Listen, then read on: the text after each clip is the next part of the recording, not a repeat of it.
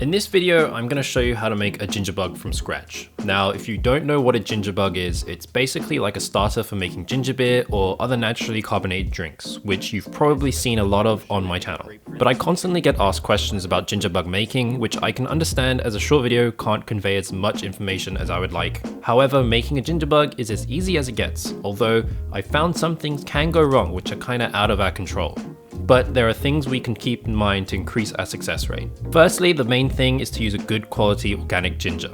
If it's locally grown and or still has some of the dirt on it, that's going to be the best ginger you can use, and I guarantee you will be successful on the first try. I found this ginger here in the store. It's not the best looking ginger to be honest, but it's still got the skin on, and on top of that, it hasn't been washed, so it still has the dirt it was grown in all over it. And this dirt is going to be where most of the bacteria we need to make a gingerbug will come from. Ideally, when picking ginger to make a gingerbug, it's best to look for signs such as organic on the label or dirt on the actual ginger. Now, if your ginger still has the dirt on it, we still need to wash it off. I like to use a bristle brush, which I've dedicated to cleaning dirt off of things like root vegetables. Using only water, I'll scrub the ginger, breaking it apart as well to get into all the crevices where soil can get trapped. Next, we need to cut up our ginger, which you can do with a food processor or with a knife. The ginger doesn't need to be super fine, however we do need to keep the skin on. I like to cut up a bunch of ginger and then store it in a container in the fridge, as this will make our subsequent ginger feedings a lot easier and faster. Now all we need to do is fill a glass jar of water, and it doesn't really matter how much water we use, but what does matter is that we use bottled water or filtered water. So to our jar of water, I'll add 1 tablespoon of sugar. I like to use organic cane sugar when it comes to growing the actual gingerbug. And then a tablespoon of our ginger that we chopped up earlier. I'll mix the sugar and ginger in the water until all the sugar is dissolved, and I'll call this feeding number 1.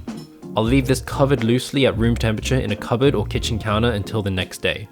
Now, if you used a ginger that had some good dirt on it, you may be lucky like me and start to see some bubbles forming on the surface after just one night.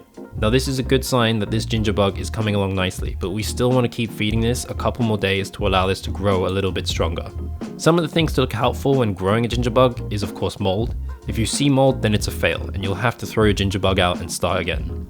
Other things that can happen is a slimy consistency in your gingerbug. Now, I would personally throw it away and just start again, but I've also heard you can just power through and it will eventually return back to normal consistency. One of the best ways I've found of preventing mold is to regularly mix to sink any of the floating ginger pieces. However, I have no recommendations on how to avoid the sliminess since it's not really happened to me yet. Now, by the 3rd day, which was 2 feedings after the initial starting of this gingerbug, I'm starting to see larger bubbles forming, no mold and no sliminess. All good signs that this is going to be a successful gingerbug. And at this point, you can start making sodas with this gingerbug, however, it may be still quite weak, and carbonating may take longer.